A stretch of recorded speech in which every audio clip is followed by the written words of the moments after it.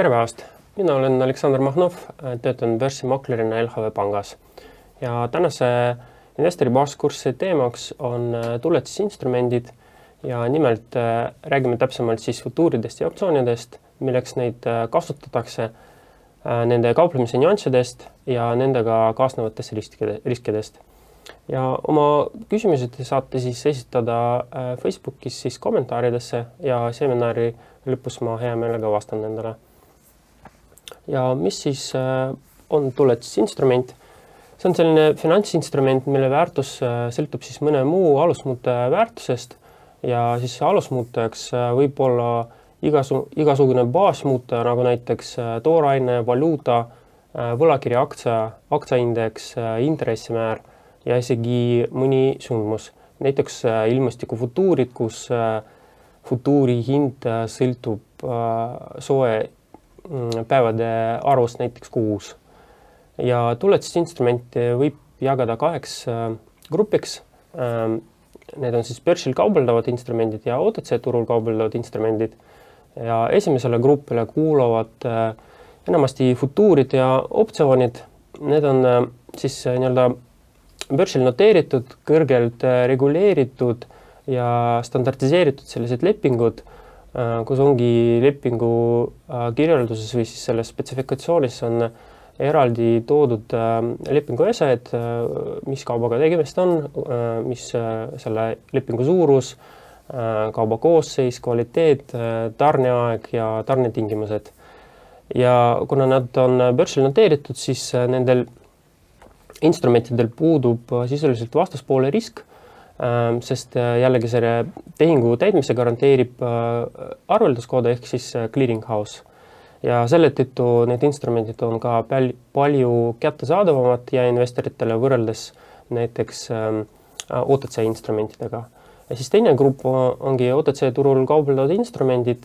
Need on siis suurte kommerts- ja institutsionaalsete pankade vahel sõlmitud lepingud, nagu näiteks forward lepingud või swap tehingud. Need instrumendid on vähem reguleeritud, kuna nad ei ole börsil noteeritud, siis neil võib jällegi puududa arveldusagent, kuna jällegi leping sõlmitatakse tavaliselt otse müüja ostja vahel. Aga jällegi tänu sellele, et nad ei ole standardiseeritud lepingud, siis nad väga hästi sobivad professionaalsetele turuosalejatele just selle, et need on paindlikumad instrumendid. Aga täna me siis räägime ainult börsil kaubeldavatest instrumentidest ja alustame siis futuuridest. Futuur on siis samasugune standardiseeritud selline tuletisinstrument, kahe poole vaheline leping, millega siis võetakse kohustus osta või müüa täna fikseeritud hinnaga futuuri lepingus siis toodud nii-öelda alusvara kokkulepitud ajal ja kokkulepitud kohas. Ja enamasti futuuri kasutatakse spekuleerimiseks, riskide juhtimiseks ja riskide maandamiseks. Ja erinevalt aktsiaturust, kus nii-öelda aktsia soetamisel teil võetakse kontolt raha maha ja selle asemel teile laekuvad siis aktsiad, siis futuuriturg töötab teistmoodi. Seal tehingu sooritamisel raha ei liigu, vaid teil lihtsalt kontol broneeritakse nii-öelda tehingu avamiseks alustamise tagatis, ehk siis nii-öelda minimaalne vajalik summa tehingu avamiseks ja minimaalne vajalik summa siis positsiooni hoidmiseks. Et seda nimetatakse siis nii-öelda minimaalseks tagatiseks. Ja järgmisel slaidil ongi toodud selline skeem futuuri turustruktuurist. Siin on toodud siis nii-öelda 3 osapoolt, ehk siis nii-öelda ostja, müüja ja clearing house, kes siis nii-öelda garanteerib selle tehingu täitmise. Ja siis on eraldi toodud ka nii-öelda lepingu ese ja siis selles lepingu eses ongi toodud nagu, mis on selle lepingu sees, nagu, mis kaubaga tegemist on, mis on selle kvaliteet, mis on selle kogus, standardiseeritud kogus, kuhu on vaja seda tarnida ja millal. Ja kuna jällegi futuuriturul raha tehingu puhul ei liigu, siis selleks, et seda tehingu garanteerida mõlemal osapoolel, siis broneeritakse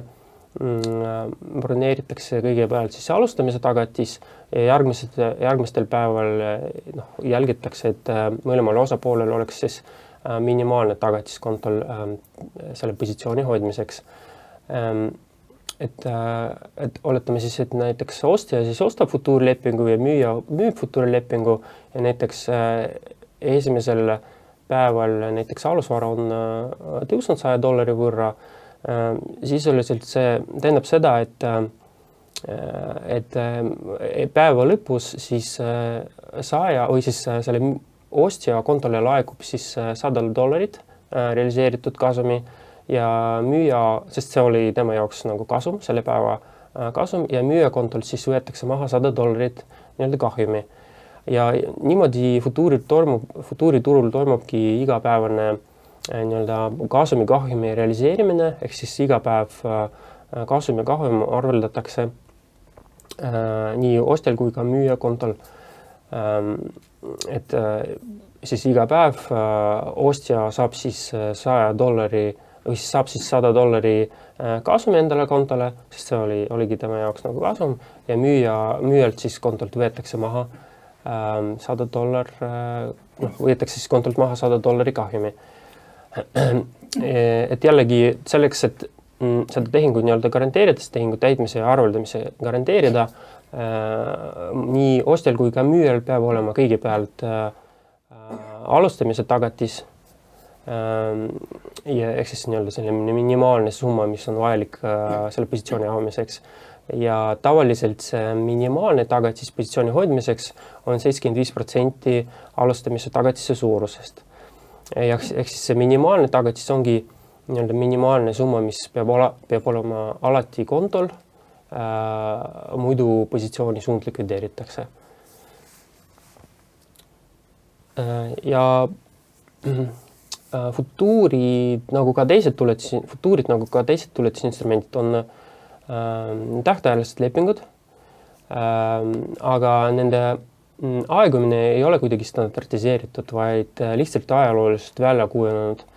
Et igal futuuril võib aegumise tähtaeg täitsa erinev olla, näiteks nafta ja kakao futuuridel need aegumised või siis need tarne ja aegumised tingimused on erinevad üksteisest.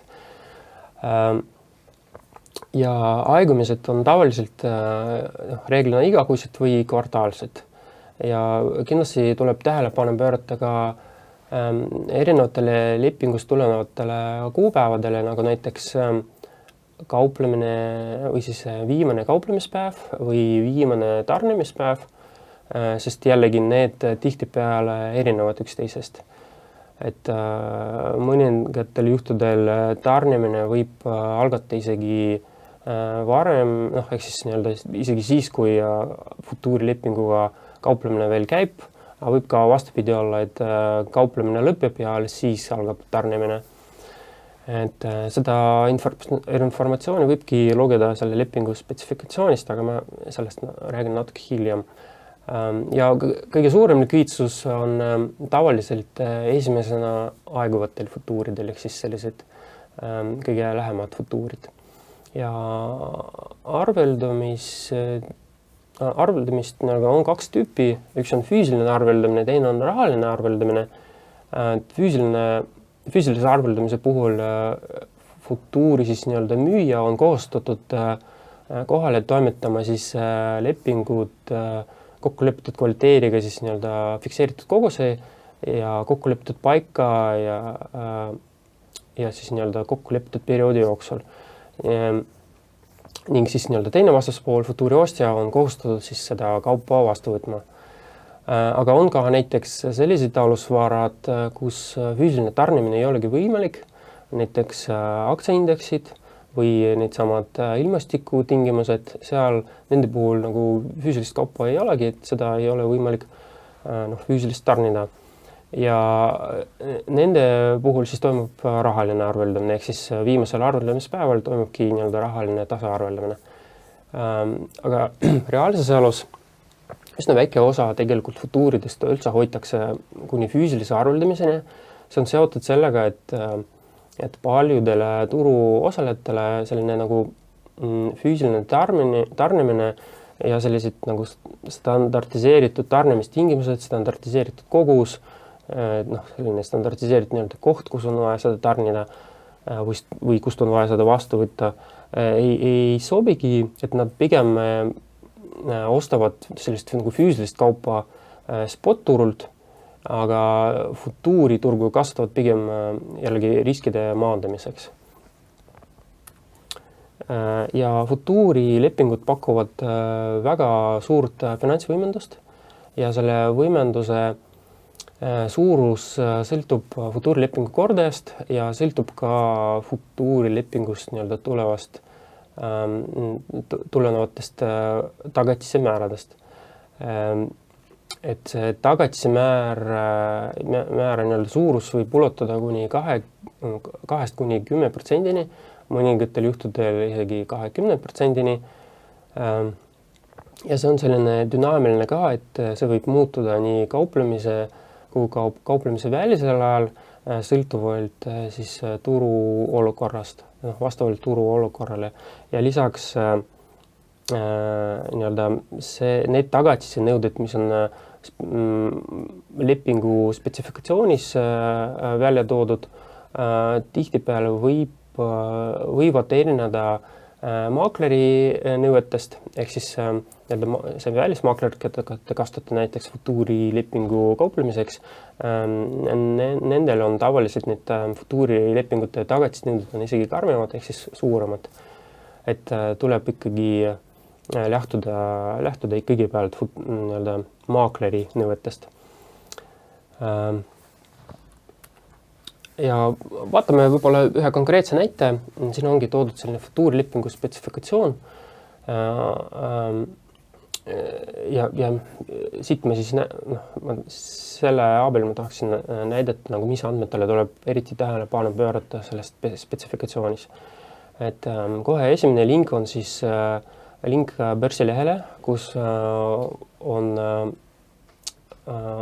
ongi toodud väga selline põhjalik ja detailne futuurilepingu spetsifikatsioon. Antud juhul tegemist on siis kakao futuuriga. Lepingu suurus on siis 10 tonni, et ühes lepingus siis 10 tonni kakaod. Hind on dollarites tonni kohta. Tarnikuud siis on märts, mai, juuli, september, detsember.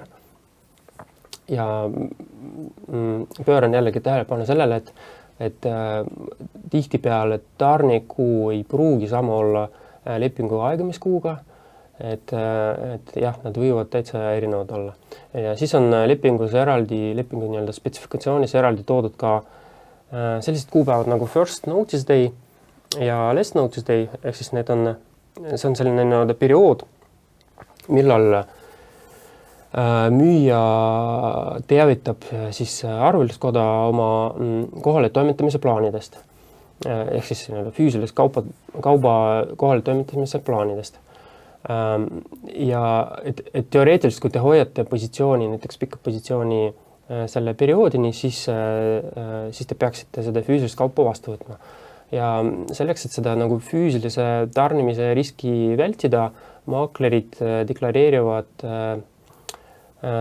sellist nagu cut-off kuupäeva, enne millest siis kõik positsioonid peavad olema ära suletud.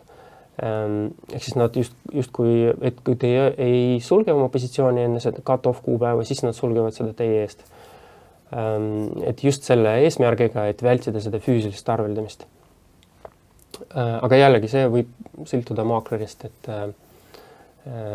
ja siis kui me võtame näiteks konkreetse näite, siin märtsi lepingu, siis kakao märtsi lepingul viimane kauplemispäev on 13. siis märtsil, aga tarneperiood, ehk siis see first notice day, algab tegelikult juba veebruaris, ehk siis 23. veebruaril. Ja nii-öelda maakleri cut-off day, ehk siis see nii-öelda viimane päev, millal kõik positsioonid peavad olema suletud, selles märtsilepingus ongi 2 päeva enne ehk 21 veebruar. Ehk siis jah, nii-öelda cut-off kuupäeval kõik märtsi positsioonid või siis positsioonid märtsilepingus peavad olema nagu ära maha müüdud ja kui te soovite edaspidi positsiooni hoida selles nii-öelda alusvaras, siis te peate lihtsalt positsiooni avama järgmises lepingus, antud juhul siis mailepingus. Minimaalne hinnasaam on lihtne, $1 tonni kohta, kordaja 10 antud juhul näitabki lepingu suurust, et kõik turuhinnad on toodud siis nii-öelda ühe ühiku kohta, aga tegelikult lepingu suurus on siis 10 korda suurem, et kui te näete turuhinda näiteks $4600, siis tegelikult lepingu suurus on $46,000. Ja samuti kordaja näitab ka seda, et kui palju muutub teie kasum, kahjum või siis selle futuuri hinna, futuuri turuhinna muutmisega $1 võrra. Et kui näiteks futuuri hind tõuseb $1 võrra, siis teie kasum on $10, kui te ostate ühe lepingu ja kui kukub, siis teie kahjum on $10. Et iga dollariga siis te kas võidate $10 siis või kaotate $10. Ja siis on eraldi toodud ka jällegi need positsioonide avamiseks ja hoidmiseks minimaalsed tagatised. Antud juhul alustamises tagatis on siis $5119 ja et see on siis nii-öelda minimaalne summa positsiooni avamiseks. Ja kui see positsioon on juba avatud, siis järgmistel päevadel kontrollitakse seda hoidmistagatist. Et kas teil on piisavalt, kas teil on vähemalt $4095 selle positsiooni, selle lepingu nii-öelda hoidmiseks. Ja nagu te näete, see on ainult 11% nii-öelda lepingu suurusest, ehk siis sisuliselt seal futuurilepingusse sisse ehitatud 9-kordne võimendus. Ja on eraldi toodud ka nii-öelda tarnimiskohad, ehk siis kuhu on vaja seda füüsilist kaupa nagu tarnida, aga nii kaua, kui te ei kavatse sellist füüsilist kaupa vastu võtta, siis sellest infost väga kasu kauplejatele just ei ole. Ja järgmisel slaidil on toodud siis kõige populaarsemad USA turu futuuri lepingud. See esimene on siis E-mini sümboliga ES. See on siis S&P 500 indeksi futuur. Üsna selline mahukas ja suur, nii-öelda kallis futuur. Tal on kordaja 50, hinnas on 25 senti. Sisuliselt lepingu suurus on rohkem kui $250,000. Praegu futuuri hinnad on juba üle 5000 siis. Aga paljudel futuurilepingutel on ka mikroversioonid, ehk siis mikrofutuurid. Need on tavaliselt 10 korda madalamad kui sellised baaslepingud. Ja näiteks E-mini mikrofutuur on siis MES sümboliga ja tal on kordaja ainult 5, et umbes $25,000 siis lepingu väärtus. Siis on ZN futuur, see on USA riigivõlakirjade futuur, mis sisuliselt kujutab endast 100,000 väärtusega võlakiri ja hinnad on toodud siis protsentidest sellest nominaalist. Et kordaja tal on siis 1000 ja hinnasaam on selline murdarvuline, see on siis pool 1/32. Et kui te näiteks te võite näha sellist nagu turuhinda nagu 111,065, siin on tegelikult see nii-öelda viimane osa koteeringust on nagu varjatud, peab olema siis 111,065 jagatud 320-ga, aga siis nii-öelda kümnendsüsteemis see oleks siis 111,20,31,25. Ja siis on näiteks Nasdaqi futuurid, ka üsna sellised mahukad lepingud, neil on kordaja 20, õnneks neil on ka mikroversioonid, MNQ, tal on kordaja ainult 2. Nafta futuurid on ka üsna populaarsed. Siin on siis kordaja ongi 1000, siis 1000 barrelit, hinna saame 1 sent. Naftafutuuridel on ka mikroversioon ja tal on siis kordaja nüüd 100 barrelit. Siis on erinevate viljade futuurid on ka väga populaarsed ja likviidsed instrumendid osaturul, näiteks maisi futuur, tal on kordaja siis 5000 nagu bushelit ja hinnasaam on siis 1/4 1 sendist ja siin ongi tähtis nagu nüanss, et siin hinnad on toodud mitte dollaritest, vaid sentides. Et kui te näete hinda näiteks 446, siis see ei ole dollarit, vaid see on sentides ja ühe busheli siis nii-öelda hind, ehk siis 4,46 dollarit on ühe busheli hind. Ja siis on näiteks valuutafutuurid, et kui te näiteks tahate valuutariski maandada, siis see võiks olla hea nagu instrument selleks, et E6 sümboliga lepingu suurus siis 125 000 eurot siis ja neil on ka näiteks mikrofutuur ja mille väärtus on siis 10 korda väiksem, 12 500 eurot. Ja nagu te näete, et need spetsifikatsioonid ja need võivad väga palju erineda üksteisest ja kindlasti soovitan nendega tutvuda enne, kui te hakkate mingisuguse konkreetse futuurilepinguga kauplema. Ja nagu ma enne juba rääkisin, et futuuri kõigepealt kasutatakse riskide maandamiseks ja siis siin on siis toodud selline skemaatiline joonis, kuidas see futuuri või siis selle turu hinna fikseerimine reaalsuses nagu toimib. Et siin on kaks osapoolt, naftatootja siis ja tehas, kes kasutab siis naftat oma tootmises nii-öelda toormena ja oletame, et näiteks mõlemale osapoolele praegune nafta turuhind sobib, aga naftatootja näiteks kardab, et tulevikus nafta hind võib kukkuda. Ta tahab ennast nagu kaitsta nafta hinnalangusest ja vastupidi näiteks tehas, sest nafta on tema jaoks nagu justkui kulu, siis tema näiteks kardab, et nafta hind siis kasvab ja tahab ennast kaitsta nafta hinna kasvust. Ja selleks, et seda hinna riski maandada, nad lähevad futuuriturule ja naftatootja siis müüb ja tehas ostab futuurilepingu ja siis sellisel viisil nad saavad siis enda jaoks seda turu riski justkui fikseerida või siis seda turu hinda justkui fikseerida, et iga kasum, mida nad saavad siis futuuriturul, tasa arveldatakse kahjumiga spot-turul ja vastupidi. Et ja selle tegevuse, tänu sellele tegevusele, selle turu hinda fikseerimisele, nad saavad paremini oma eelarvet planeerida ja neil tulu ehk siis vähendada seda tulu kõikumist ka ettevõttel. Aga selle protsessi miinus on või siis puudus on selles, et kui turuhind hakkab ikkagi liigub ikkagi soodsas suunas, siis ei saa lisatulu teenida.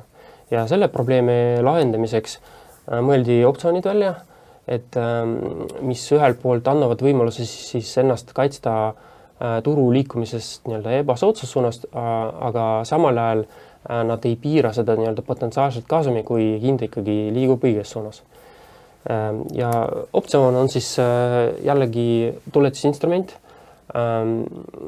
mis ongi tähtajaline leping kahe poole vahel ja optsiooni on kaks tüüpi, ostuoptsioon ja müügioptsioon. Ehk siis ostuoptsioon see on call optsioon, müügioptsioon put optsioon inglise keeles, et call optsiooni ostjal siis on õigus, kuid mitte kohustus siis osta alusvara fikseeritud hinnaga ja kindlaks määratud perioodi jooksul ja optsiooni siis müügioptsiooni siis ostjal on õigus siis seda alusvarat müüa fikseeritud hinnaga ja kokku lepitud perioodi jooksul. Ja vastupidi siis optsiooni müüjatel tekib siis nagu kohustus alusvara osta või müüa jällegi fikseeritud hinnaga kokku lepitud perioodi jooksul. Et see võib üsna segane olla alguses ja võrdleme need erinevate optsioonide õigused ja kohustused tabeli kujul, siis võib olla natuke lihtsamini nendest aru saada. Siin ongi toodud kaks optsiooni, et call optsioon ja put optsioon, et kui me näiteks ostame call optsiooni, mis see tähendab? See tähendab seda, et me sisuliselt ostame endale õiguse alusvara osta mingisuguse fikseeritud hinnaga ja see õigus kehtib teatud aja jooksul. Ehk siis meil nagu ostjatel tekib, me ise nagu otsustame, kas meil on otstarbekas seda õigust ära kasutada või mitte. Ja siis teine vastaspool, kes müüs meile seda optsiooni, temal siis tekib vastupidi siis kohustus vajadusel neid aktsiaid siis või siis alusvara meile tarnida, et kui me otsustame oma õigust ikkagi ära kasutada. Ehk siis siit tulebki selline müüjatel selline kohustus alusvara müüa, et nad on siis nii-öelda kohustatud vajadusel seda siis alusvarat tarnida. Ja put-optsioonidel siis vastupidine olukord, et seal jällegi alati, kui me ostame optsiooni, vahet ei ole kas call või put-optsiooni, siis meil on õigus seda siis ära kasutada. Ja siis müüjatel on siis kohustus. Et jah, kui me ostame put-optsiooni, siis meil tekib õigus alusvara müüa, me ise otsustame, kas me tahame seda õigust ära kasutada või mitte. Kui me tahame, siis teine vastaspool peab siis meie käest seda alusvara siis osta fikseeritud hinnaga. Aga jällegi vaatame konkreetse näite, et kui me ostame näiteks ühe Apple'i optsiooni, call optsiooni hinnaga, ehk siis strike on see täitmishind, see ongi see fikseeritud nii-öelda täitmishind, strike'iga 200 ja tähtajaga 15. märts 2024. Sisuliselt see näitab seda, et me ostame õiguse osta 100 Apple'i aktsiat, sest iga Ameerika optsioonid kauplevad tavaliselt kordajaga 100, ehk siis igal optsioonil on õigus siis 100 siis aktsiat osta või müüa. Et siis antud juhul siis call õigus annab meile õiguse osta 100 aktsiat fikseeritud hinnaga 200 ja see õigus kehtib siis 15. märtsini. Ja kui olukorras näiteks, kui märtsi keskel Apple'i aktsiahind on näiteks $230, siis kindlasti me tahame oma õigust ära kasutada, sest me saame osta neid aktsiaid fikseeritud hinnaga 200, aga olukorras, kus turuhind on $230, et see on ilmselgelt meie nagu kasum $30 aktsia kohta, saame seda realiseerida. Ja vastupidi näiteks olukord, et kui me müüme ühe put-optsiooni, Apple'i put-optsiooni hinnaga 180 samasuguse kehtivusajaga, siis kui me jällegi vaatame tabelit, siis meil tekib kohustus ehk siis meil tekib kohustus osta 100 Apple'i aktsiat fikseeritud hinnaga $180 ja see kohustus kehtib siis 15. märtsini. Ja jah, olukorras näiteks, kui aktsia hind märtsi keskel on $150, siis kindlasti puti nii-öelda hoidja tahab oma õigust ära kasutada ja ta müüb meile siis 100 Apple'i aktsiat hinnaga $180. Jah, meie jaoks on nagu ilmselgelt kahjumlik tehing. Aga kui oleks näiteks hind $200 märtsi keskel, siis puti ostja või puti hoidja siis ei taha seda ära kasutada, tal ei ole mõtet nagu müüa 180-ga oma aktsiat, sest ta saab turul müüa 200-ga. Ehk siis see õigus lihtsalt aegub nii-öelda ilma väärtuseta ja me jätame endale kogu preemia. Et selle tõttu on väga paljud võrdlevadki optsiooni nii-öelda kindlustuspoliisiga, et kui me tahame näiteks ennast kaitsta mingisuguse riskijuhtumist, siis me ostame kindlustust ja kui seda riskijuhtumist justkui nagu ei toimu, siis kindlustuspoliis aegubki ilma väärtuseta ja kindlustusfirma jätab endale kogu saadud preemia. Ja täpselt sama loogikaga töötavad ka optsioonid. Ja optsioonide kasutusala on väga lai, et nende abil siis nagu ka futuuride puhul saab riski maandada, nende abil saab tekitada, saab nii-öelda täiendava rahavood tekitada, näiteks müües ostu või siis müües call optsiooni vastu pikkadele positsioonidele ja kindlasti nad on väga populaarsed ka spekuleerimisel. sest nagu ka futuurid, nad pakuvad üsna suurt finantsvõimendust ja nende abil saab raha palju efektiivsemalt kasutada.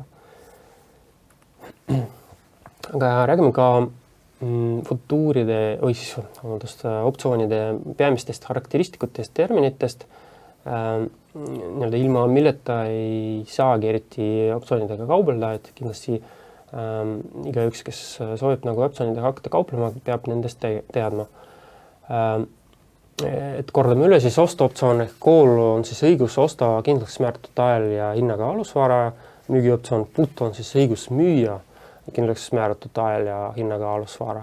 Ja kordaja nagu ka futuuride puhul näitabki lihtsalt lepingu suurust. Et jah, Ameerika aktsiate optsioonidel on tavaliselt kordaja 100 ehk üks optsioon annab õiguse siis osta või müüa 100 aktsiat.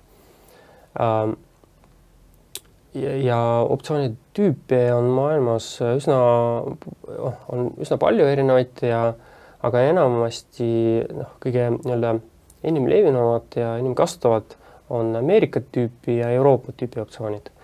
Ja siin see tüüp või siis erinevus ei ole kuidagi geograafilise asukohaga seotud, vaid see lihtsalt määrab selle optsiooni realiseerimise tüüpi. Et Ameerika tüüpi optsiooni on võimalik siis igal ajal ära kasutada, aga Euroopa tüüpi optsiooni on võimalik kasutada ainult viimesel kauplemispäeval. Ja siin jutt käib just realiseerimisest ehk siis ärakasutamisest, mitte kauplemisest. Sest te saate maha müüa nii Ameerika kui ka Euroopa tüüpi optsiooni igal ajal, börsi kauplemise ajal. Aga kui te soovite just seda ära kasutada, siis see juba sõltub optsiooni tüübist, et jah, Ameerika tüüpi optsiooni on võimalik enne tähtaegselt realiseerida. Need on tavaliselt Ameerika aktsiate optsioonid, on tavaliselt Ameerika tüüpi optsioonid. Ja Euroopa tüüpi optsiooni ei saa enne tähtaegselt realiseerida, et need on tavaliselt aktsiaindeksid optsioonid. Ja see on tegelikult loogiline ka, sest et indeksi näiteks ei saagi füüsiliselt tarnida, ehk siis seda selle tõttu ei saagi enne tähtaegselt realiseerida. Ja tähtaeg on siis lihtsalt selle optsiooni lepingu siis kehtivusaeg, ehk siis viimane kauplemisaeg. Et tavaliselt, kui me räägime näiteks USA aktsiatest, siis on iga kuu 3. reede. Kuid paljudel likviidsetel instrumentidel ja indeksitel nädalas võib olla 3-4 aegumist. Ja siis on täitmishing, see ongi see strike, ehk siis see on lihtsalt selle alusvara ostu või müügi fikseeritud hind. Aga kõige lihtsamini optsiooni sisust aru saada ikkagi kasumi-kahjumi profiili abil, et siin ongi toodud call ja put optsioonid, vasakul on siis call optsioonid, paremal put optsioonid, X-teljel on aktsia hinda aegumisel, Y-teljel on positsiooni kasum või kahjum aegumisel. Et sinise värviga on joonistatud siis call optsioon ehk call optsiooni kasumi-kahjumi profiil ja nagu te mäletate call optsiooni puhul meil on siis õigus alusvara osta, antud juhul fikseeritud hinnaga, antud juhul $40 aktsia kohta ja kui aegumisel näiteks aktsia hind ületab $40, siis selge, et meie potentsiaalne kasum ei ole millegagi piiratud, sest meil ongi õigus nagu alusvara osta fikseeritud hinnaga $40. Ja kui aktsia hind on alla $40 aegumisel, siis me ei saa rohkem kaotada kui meie makstud preemia, ehk siis antud juhul $5. Et see kahjum on siis piiratud selle makstud preemiaga.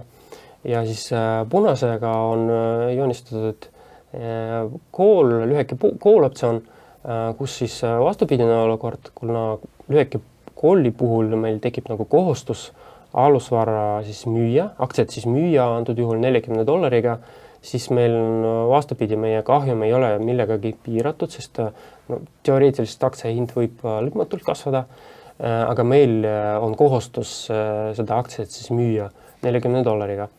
Aga kui aktsia hind nagu aegumiseni siis kukub või püsib lihtsalt ühel kohal, siis kindlasti nii-öelda kooli hoidja ei taha seda siis õigust realiseerida ja siis see optsioon lihtsalt aegub ilma väärtuseta ja me jätame endale saadud preemia $5 siis. Ehk siis meie kasum, me ei saa rohkem teenida kui $5.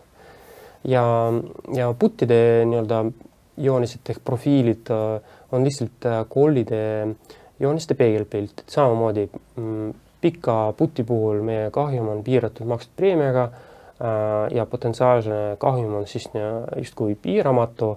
Ta on nagu piiratud nulliga, et jah, aktsia ei saa alla nulli kukkuda, aga antud kontekstis ta on nagu piiramatu. Ja siis lüheke put-optsioon, jällegi kasum on piiratud saadud preemiaga, aga risk on siis piiramatu. Ja sõltuvalt siis optsiooni strike'i ehk siis nii-öelda täitmishinna ja aktsia turuhinna vahest optsioon võib olla kas rahas ehk in the money inglise keeles, raha peal, at the money või siis rahast väljas, out of the money. Ja ongi siis, kui me räägime näiteks call optsioonidest ja aktsia turuhind on kõrgem kui optsiooni strike, siis tegemist on rahas optsiooniga. Kui strike võrdub siis praeguse turuhinnaga, siis tegemist on optsiooniga, mis on raha peal, ehk siis at the money, ja kui aktsia turuhind on siis madalam kui optsiooni strike, ehk siis strike on kõrgem kui praegune turuhind, siis on optsioon rahast väljas, et out of the money. Jällegi võtame konkreetse näite, kui aktsia turuhind on $50 ja me ostame näiteks, vaatame call optsiooni strike'iga 45, siis selline optsioon on in the money ehk rahas, sest ta on $5 võrra juba rahas ja ta aegumisel juba omab vähemalt $5 siis väärtust. Ja kui optsioon on strike'iga siis 55, siis selline optsioon on out of the money ja kui strike on 50 ehk võrdub praeguse turuhinnaga, siis selline optsioon on raha peal ehk at the money. Ja optsioonid on üsna sellised nagu keerulised instrumendid ja nende hind või jah, sisuliselt nagu selle optsiooni hind koosnebki kahest nagu komponendist ehk sisemine väärtus inglise keeles intrinsic value ja ajaväärtus ehk välimine väärtus ja extrinsic value. Ja ongi sisemine väärtus, see ongi positiivne vahe optsiooni strike'i ja alusvara turuhinna vahel ja sisemine väärtus on ainult optsioonidel, mis on rahas. Et raha peal optsioonidel ja rahast väljas optsioonidel sisemist väärtust ei ole. Neil on ainult siis välimine väärtus. Ja optsiooni hind ongi nende kahe komponendilist summa. Jällegi üks näide, SPY hind näiteks 486.75, SPY ongi S&P 500 indeksi ETF, selle ETF-i turuhind on 486.75 ja kui me võtame call optsiooni strike'iga 483, kuna strike'i hind on madalam kui praegune turuhind ja tegemist on calliga, siis see optsioon on rahas. Ehk tal nii sisemine väärtus kui ka välimine väärtus. Ja selle optsiooni hind, seda me võtsime lihtsalt optsiooni tabelist, see on turuhind, on 8.86 ja seda sisemist väärtust on väga lihtne arutada, tulebki lihtsalt aktsia hinnast ehk alusvara hinnast lahutada strike hinda, strike nii-öelda hind.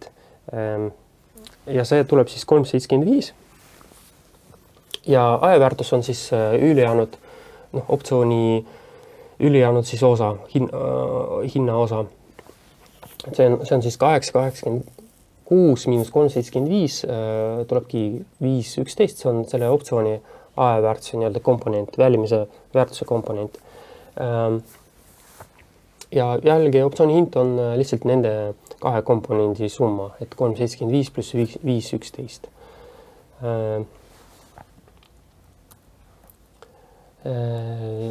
Jah, et seda optsiooni hinda peale aktsia hinna ja strike'i vahe mõjutavad ka teised tegurid. Need on siis volatiilsus, aeg tähtajani ja dividendimäär ja dividendi suurus ja intressimäär. Et jah, seda sisemest väärtust mõjutab siis aktsia hinna ja strike'i vahe, aga aja või siis veel välimist väärtust mõjutavad kõigepealt volatiilsus ja aeg tähtajani ja väiksemal määral mõjutab optsiooni hinda ka dividendi suurus ja intressimäärad. Ehk siis seda nii-öelda optsiooni teoreetilist väärtust võibki arutada erinevate mudelite järgi. Kõige vanem ja kõige populaarsem nendest on Black-Scholes mudel. Et kui te panete sinna valimisse kõik need 5 parameetrit, aktsia hind, või siis nii-öelda aktsia hind ja hinna ja strike'i vahe, volatiilsus, aeg tähtajani, dividendi suurust ja intressimäära, siis te saategi optsiooni teoreetilist hinda veel arutada. Aga kui me räägime nendest mudelitest, siis igaks juhuks tasub nagu öelda, et tegemist on ainult mudeliga, et mis nagu arutab seda optsiooni teoreetilist hinda olemasolevate andmete baasil, aga nii-öelda reaalne turuhind võib mõnikord teoreetilisest väärtusest ja mõningatest nii-öelda olukordadest võib teoreetilisest väärtust üsna palju erineda. Et seda nagu mudelid kasutatakse enamasti turu tegijate poolt, kellel on vaja nagu kiiresti arutada sellist optsiooni teoreetilist hinda. Aga lõppkokkuvõttes kauplemisel loeb ikkagi hind, et mis hinnaga te optsiooni ostate või müüte, ehk siis nagu turuhind, et mis turuhinnaga te ostate või müüte, et kas ta tasub nagu see nii-öelda kas ta makstud nagu preemia või saadud preemia tasub, on teie arvates nagu õiglane, kas ta tasub selle võetud riski ära või mitte. Aga vaatamata sellele optsioonimudelid võivad üsna kasulikud olla, et tänu nendele võib kiiresti nagu hinnata, kus on teie optsiooni strateegias või optsiooni nii-öelda konstruktsioonis on kõige suurim risk. Et kas nii-öelda teie optsioon on tundlikum näiteks aktsia hinna liikumisele või rohkem volatiilsuse muutusele. Et selles mõttes need on ikkagi väga kasulikud, aga nad mõnikord mõningates olukordades need mudelid või siis need teoreetilised väärtused võivad turuhindadest erineda. Ja üks teine tähtis tegur, äärmiselt tähtis tegur, mis mõjutab seda äärmiselt tähtis tegur optsiooni kauplemisel on siis volatiilsus ja see volatiilsus otseselt mõjutabki optsiooni hinda. Et volatiilsust kasutatakse siis hinnakõikumise mõõtmiseks, et mida rohkem aktsia hinda aja jooksul kõigub, seda suurem volatiilsus. Ja seda mõõdetakse siis standardhälbena ja see väljendub protsentides aastanumbrina. Näiteks kui kaubeldav volatiilsus ongi see nii-öelda implied volatility inglise keeles, et kui räägitakse näiteks, et kaubeldav volatiilsus on 20%, siis selles tähendab seda, et turu osalejate arvates kaupleb aktsia hind 68% optsiooni kehtivuse ajast ühe standardhälbe piires. Inimkeeles tähendab seda, et kui me võtame näiteks aastast optsiooni ja selle optsiooni nii-öelda volatiilsus on 20%, see tähendab seda, et turuprognoos, et see aktsia hind ja 68% järgmisest aastast on pluss-miinus 20% hinnavahemikus praegusest hinnast. Et on kaks tüüpi volatiilsust, üks on ajalooline volatiilsus ehk historical volatility, teine on kaubeldav volatiilsus ehk implied volatility. Ja ajaloolise volatiilsusega on kõik üsna lihtne, et ta lihtsalt mõõdab aktsia hinna kõikumist nii-öelda minevikus. Seda on väga lihtne arutada. Aga kaubeldava volatiilsusega on kõik palju keerulisem, sest siin juba hakkab rolli mängima nagu ebamäärasus ehk keegi tulevikku ei tea ja sisuliselt see implied volatility ehk kaubeldav volatiilsus on lihtsalt turu osalejate prognoos siis nii-öelda aktsia hinna kõikumise osas tulevikus, selle optsiooni kehtivuse nii-öelda jooksul. Ja see on selline eeldatav suurus, mis pidevalt muutub, et kui oodatakse, et mingisugust suurt hinna kõikumist, siis optsiooni hinnad kasvavad ja kasvab ka volatiilsus ja vastupidi. Et see on jah, lihtsalt nagu turuprognoos tulevas hinna kõikumise, aktsia hinna kõikumise osas. Ja see nagu pidevalt muutub vastavalt turu olukorrale. Jällegi võtame ühe näite, siin on toodud 2 optsiooni. XLX-i optsioon strike'iga 25, kehtivusega 15 märts ja TripAdvisori call optsioon samasuguse strike'iga, samasuguse kehtivusaega ja teoreetiliselt nende optsioonide hind võiks sama olla, sest turuhind neil ka ligikaudselt sama, aktsia hind kaupleb $22 juures, aga ühe optsiooni hind on $25 ja teise optsiooni hind on $50. Et alati jah, kui te näete optsiooni hinda, tuleb seda korrutada 100-ga, sest kordaja on 100. Et jah, et see erinevus tulenebki volatiilsusest.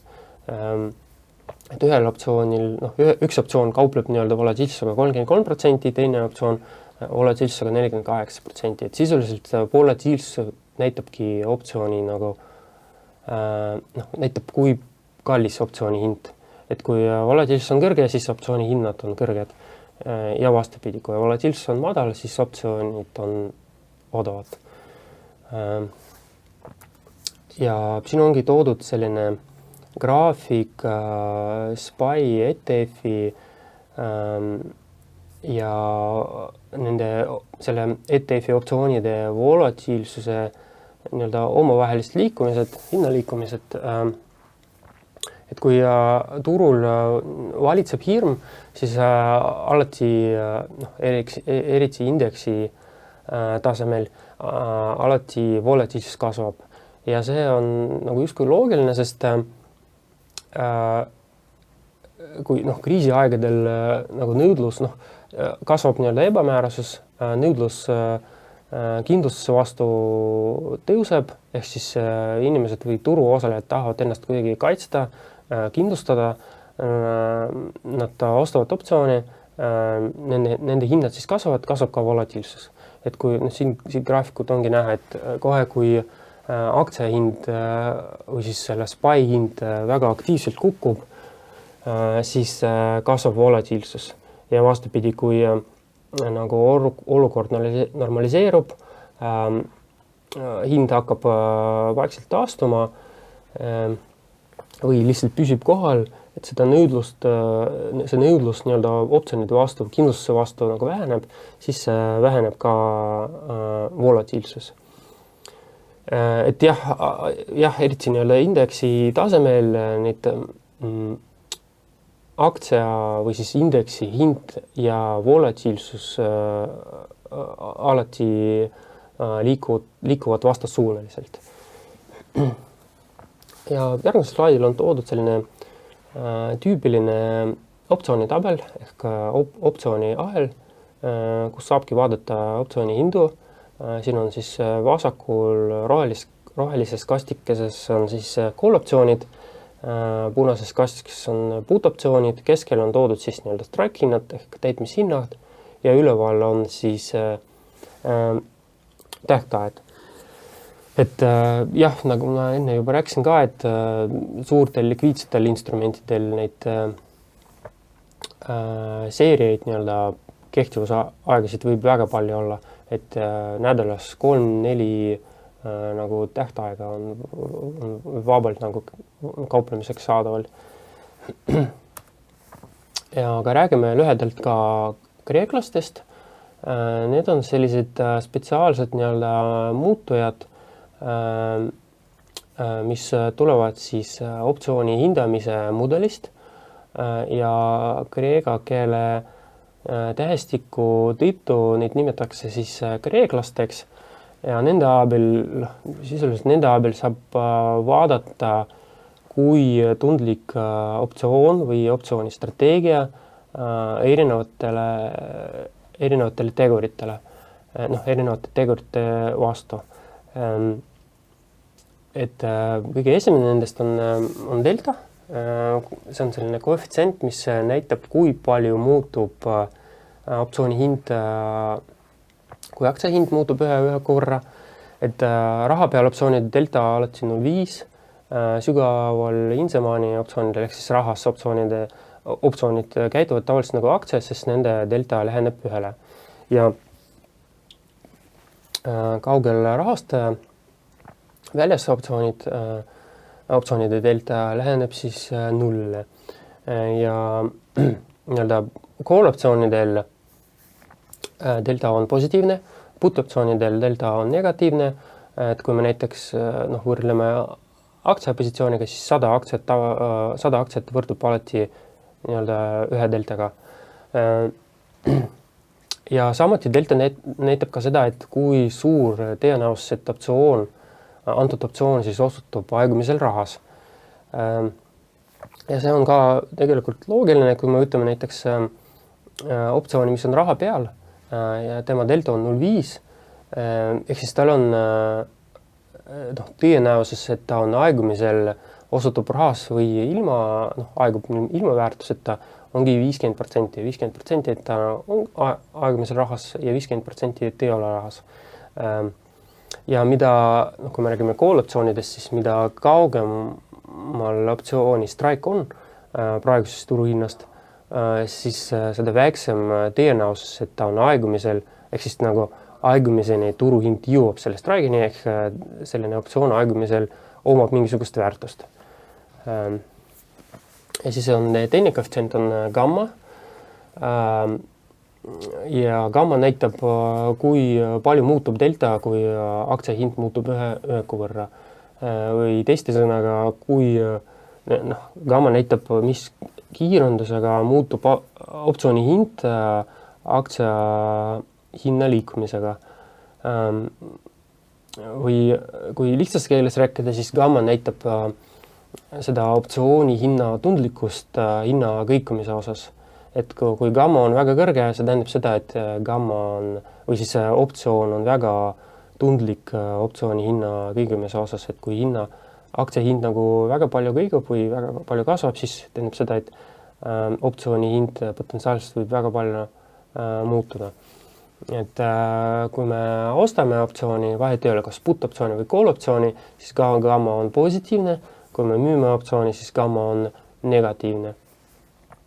Ja theta on koefitsient, mis näitab, kui palju väheneb optsiooni väljamine, ehk siis aja väärtus ühe päeva möödudes ja raha peal optsioonidel theta on kõige kõrgem. Ja selline reegel, et aja väärtuse nii-öelda amortisatsioon ehk kahanemine kiireneb aegumispäeva lähenemisel. Et alates 20-30 päevast optsiooni nii-öelda just selline aja väärtuse komponent hakkab väga kiiresti kahanema.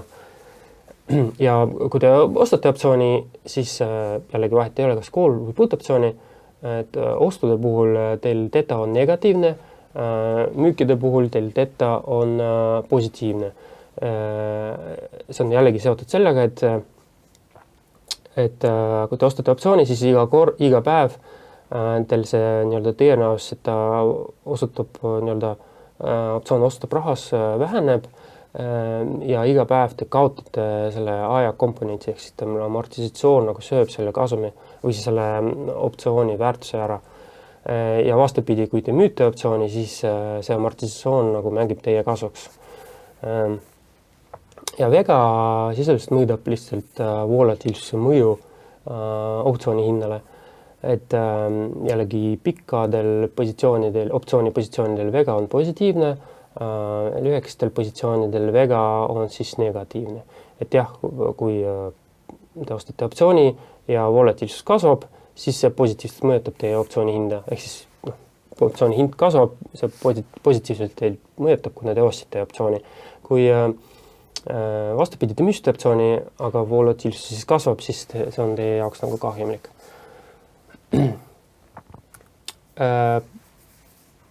Ja need optsioonide nii-öelda mitte lineaarsus annab nendele sellised huvitavad nagu omadused juurde, mida mitte lineaarsete strateegia või mitte lineaarsete nii-öelda instrumentidega saavutada ei olegi võimalik. Et näiteks optsioonid lisavad nii-öelda paindlikkuse portfelli koostamisel ja selle juhtimisel.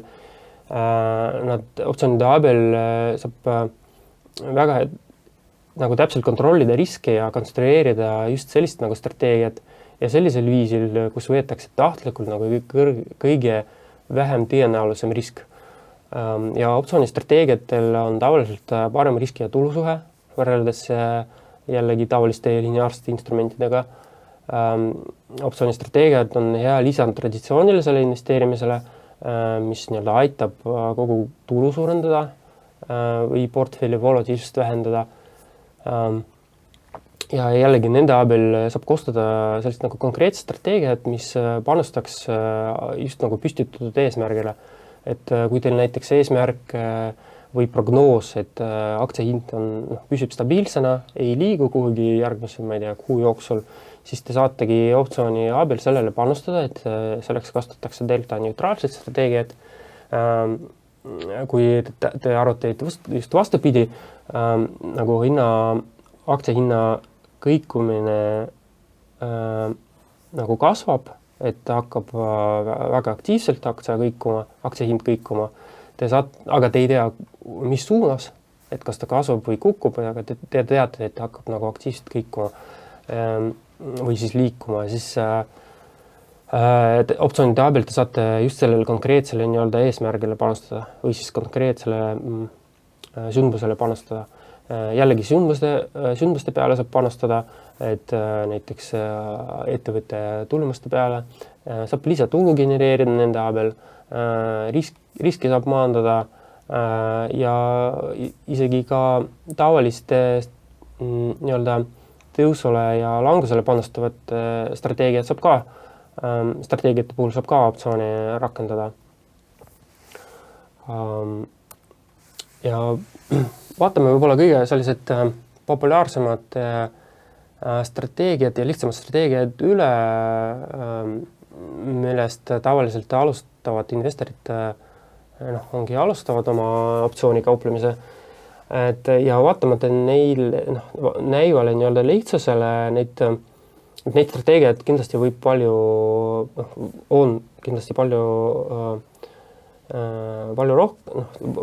suurem hulk neid strateegiad ja palju keerulisemad, aga jah, isegi need strateegiad, lihtsamad strateegiad võivad üsna efektiivsed olla, kui nad on õigesti rakendatud.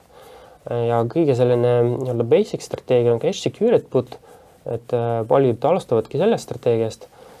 Sisuliselt see on tavaline lühike put optsioon, et jah, aga samal ajal te jätate müües seda optsiooni, te jätate kõrvale piisavalt raha selle aktsia soetamiseks.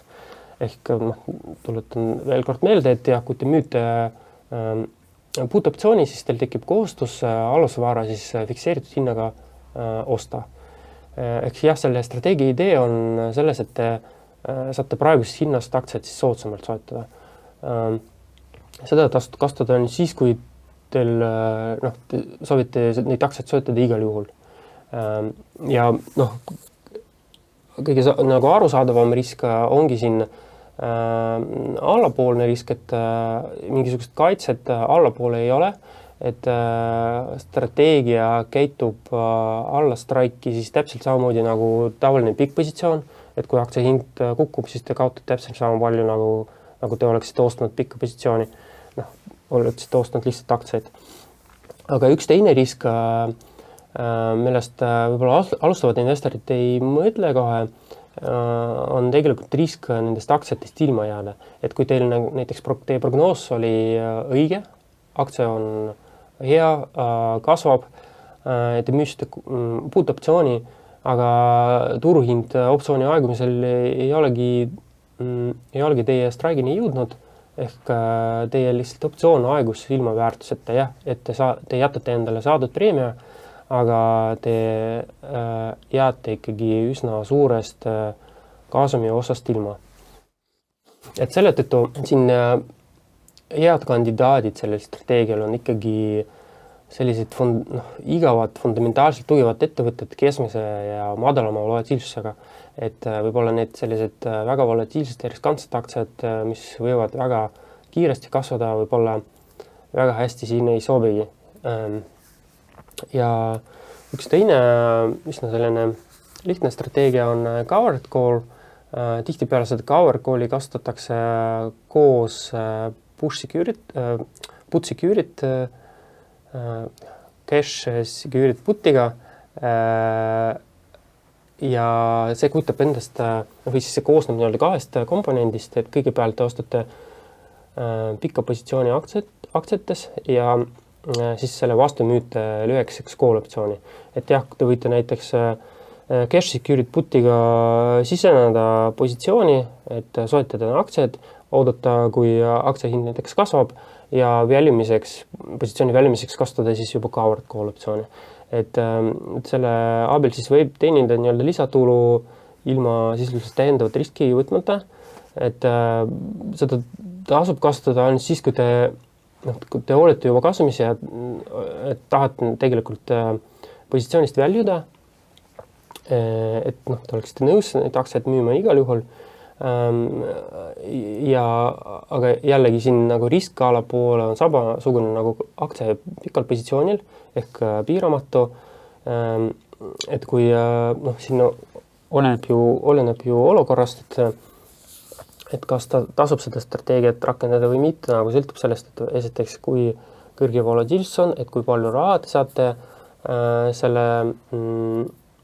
selle strateegiast kätte ja sõltub ka sellest, mis on teie prognoos selle aktsia hinna liikumise osas, et kui teil on juba hea kasum ja te kardate, et teil on reaalne oht, et aktsia hind võib kukkuda, siis võib-olla see ei ole kõige parem variant, sest te saate saadud preemiaga ainult väga osaliselt seda potentsiaalset kahjumi realiseerida või siis on vaja üsna agressiivselt straiki valida, et müüa call optsiooni mitte siis rahast väljas, ehk siis out of the money, vaid raha peal ja isegi võib-olla rahas optsiooni. Ja jällegi seda ei soovitata kasutada siis, kui aktsial on endiselt kõrge kasvupotentsiaal. Sest jällegi selle müüdud kolliga, selle straigiga te piirate sisuliselt maksimaalse kasumi.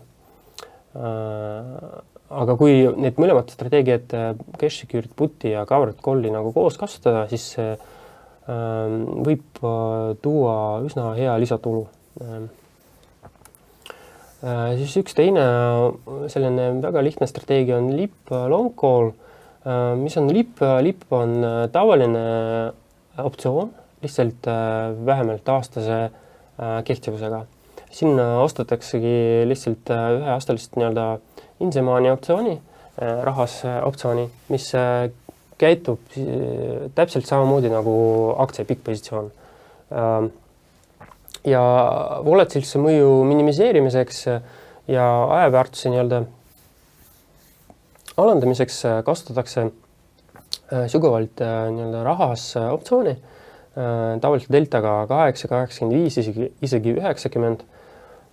Ja tänu sellele igapäevane selline ajaväärtuse amortisatsioon, et see selline kahanemine on minimaalne ja volatiilne mõju on ka üsna väike. Et see on, nagu ma enne ütlesin, et hea alternatiiv aktsia ostule, aga palju efektiivsema kapitali kasutusega. Eriti kui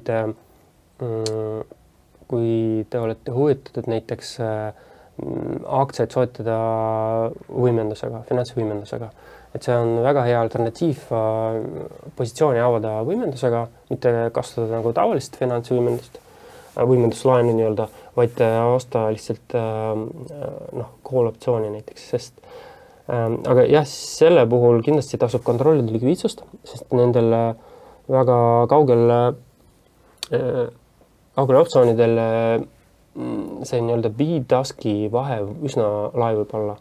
Et ja üldine soovitus optsioonide puhul, kui te ostate või müüte mingisugust optsiooni, siis kindlasti kasutage limiitorderit, mitte turuorderit, sest et mõnedes, isegi USA turul mõnedes aktsiatest võib optsioonidest likviidsus suhteliselt väike olla, et parem alati kasutada limiitorderit ja panna siis bid-ask keskele oma orderid, limiithinda siis.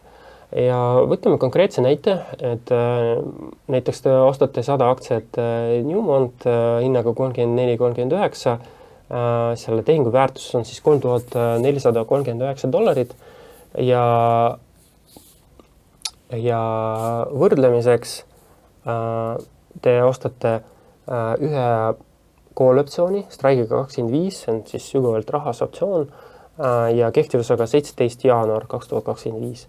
Et selline optsiooni väärtus on siis $1060, tal on 88 delta. Sisuliselt käitub täpselt samamoodi, nagu te oleksite ostnud 88 aktsiat. Ja talle aja või siis välimine väärtus on minimaalne, ainult $121, mis on umbes siis 52% positsiooni väärtusest. Et jah, see on võib-olla hea nagu instrument finantsvõimendusega aktsiaid soetada või positsiooni nagu avada. Ja teine nii-öelda kasutamisala on näiteks, et kui te soetada mingisugust instrumenti, mis ei olegi jääinvestoritele Euroopas saadaval, siis see on üks variant, kuidas seda saaks teha. Näiteks USA ETF-i ei saagi Euroopast osta, on Euroopas väga palju alternatiivi, aga kui te soovite just USA-st osta, siis näiteks LIP long call on üks variant, kuidas saate seda teha. Ja üsna raha efektiivselt.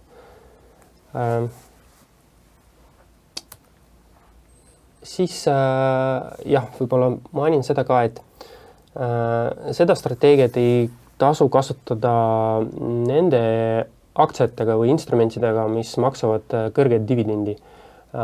Sest ostes call-optsiooni teil ei ole dividendi õigust. Ehk siis te ei saa dividendi kätte. Et jah, pigem valida sellist nagu aktsiat, millel on suur nagu kasvupotentsiaal just nagu hinna osas, mitte nagu dividendi osas.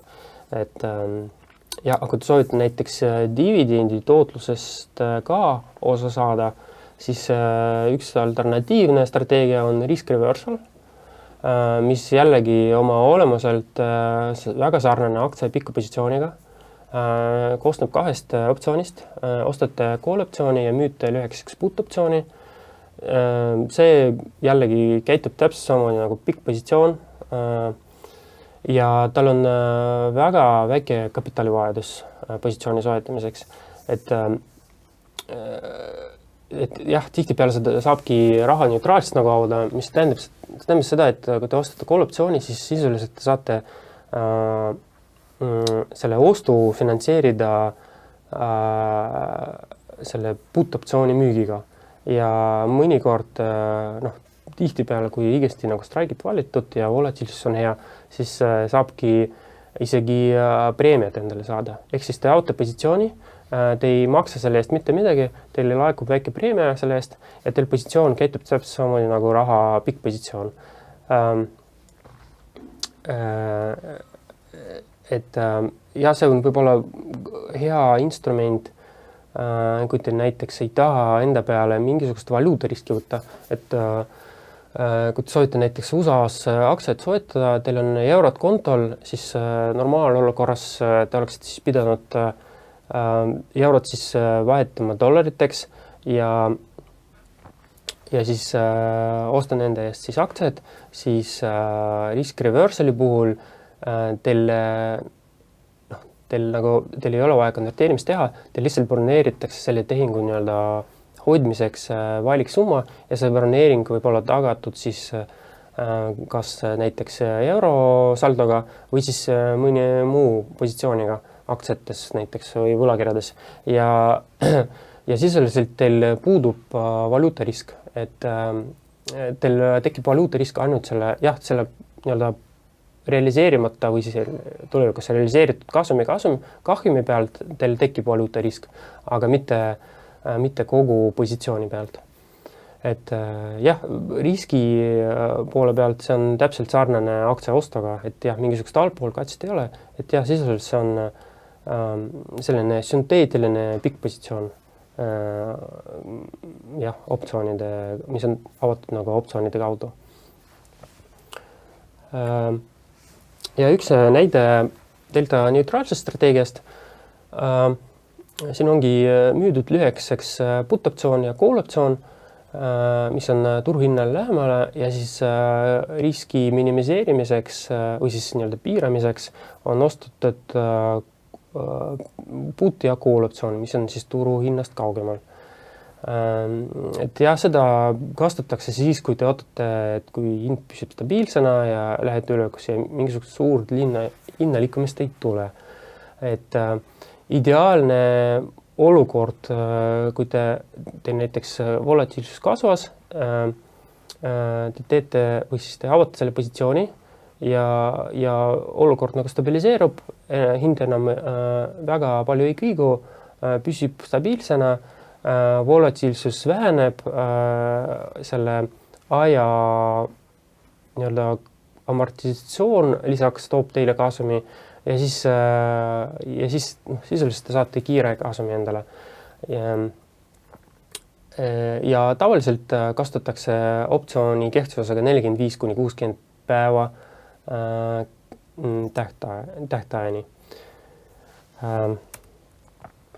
Ja lõpetuseks räägin mõnedest nii-öelda üldsoovitustest ja kauplemise nii-öelda nüanssidest, mis on üsna tähtsad optsioonide kauplemisel. Et need optsiooni omadused, millest ma olen enne rääkinud, nad on nagu selles mõttes dünaamilised, et nad pidevalt muutuvad aja möödudes, nii aja möödudes kui ka volatiilsuse muutusega. Ja optsioonide puhul ei sobi selline passiivne buy and hold suhtumine. Et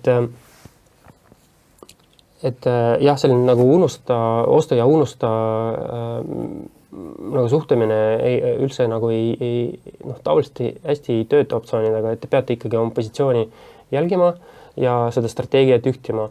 Ja sellest ma olen juba varem ka rääkinud, et mida lähemal optsioon nii-öelda täitmispäevale, seda kiiremini ajaväärtus või selline aja amortisatsioon kahaneb või siis nii-öelda aja amortisatsioon kiireneb, et alates 20–30 päevast ajaväärtus nii-öelda kahanemine väga palju kiireneb. Ja võib-olla üldsoovitus ka oleks selline, et kui teil on mingisugune prognoos, tahate seda realiseerida läbi optsiooni ja te arvatate, et see prognoos realiseerubki näiteks järgmise kuu jooksul, siis üldsoovitus osta vähemalt 2 korda pikemat optsiooni, kehtivuse, 2 korda pikema kehtivuse optsiooniga. Et näiteks kui te arvatate, et ma ei tea, prognoos on 9 kuuks, siis kindlasti ostke optsiooni, mille kehtivus on 2 kuud, sest see nii-öelda aja amortisatsioon võib väga negatiivselt teie optsiooni hinda mõjutada. Ja selline üks teine soovitus on, et kõrge positiivne teeta alati käib käsikäes kõrge negatiivse gammaga. Jällegi kõlab natuke keeruliselt, aga see tähendab sisuliselt seda, et mida rohkem optsioon kaotab ajaväärtuse ühe päevaga, seda tundlikum ta on alusvara hinnaliikumisele. Et viimasel ajal üsna populaarsed sellised strateegiad, mis kus müüaksegi optsiooni, väga lühekese optsiooni, mille kehtivus on 1 päev, ehk siis kehtivus nagu nad aeguvad siis samal päeval, et nende nii-öelda theta on tõesti väga suur ja neil aja amortisatsioon on väga selline, on kõrge, väga kiire, ja vaadates ainult seda thetat ja saab väga palju teenida ja et see nii-öelda optsioon kaotab sellist ajaväärtust väga kiiresti, et saab nagu väga kiiresti seda kasumi tunda. Aga kõik nagu käib käsikäes selle teise riskiga, selle gamma riskiga, et nendel optsioonidel on väga kõrge gammaga, et nad on väga tundlikud hinna liikumisele. Et sellest tasub meeles hoida. Ja selline lihtne soovitus ka, et osta, kui volatiilsus on väike, aga arvate, et hakkab kasvama, müüa siis, kui volatiilsus on kõrge, aga arvate, et hakkab kahanema. Jah, kindlasti tasub tunda ka kaubeldavat alusvara, nii on vaja teada, mida siis sellega saab teha. Et nagu ka tavalisel kauplemise puhul, et on vaja ikkagi tunda oma strateegiat, et teil peab olema kindel plaan, mida te teete oma positsiooniga enne seda positsiooni nii-öelda avamist. Et mida te teete, kui teil peab olema nagu hea distsipliin ja plaan nagu paigas, et mida te teete oma positsiooniga, et kui näiteks hind kasvab, hind kukub, mida te teete, kui volatiilsus kasvab või kukub või näiteks mitte midagi ei juhtu, et lihtsalt hind püsib stabiilsena ühel kohal, mida te teete siis. Eriti, kui tegemist on mingisuguse keerulise strateegia, mis koosneb paljudest optsioonidest. Ja seda riski kindlasti aitavad hinnata neid kreeklased. Et jah, just kreeklaste abil saabki vaadata, kus teil positsioonis on kõige suurem risk, et mille tegurite vastata on kõige nagu tundlikum. Ja võimalusel, eriti kui te hakkate alles kauplema optsioonidega, kindlasti tuleb vältida, soovituslik oleks vältida katmeta lühekese optsiooni oma portfellis, sest see võib üsna kalliks maksma minna. Aga sellega minu materjal on siis läbi. Väga tänan teid tähelepanu eest ja edukat investeerimist teile.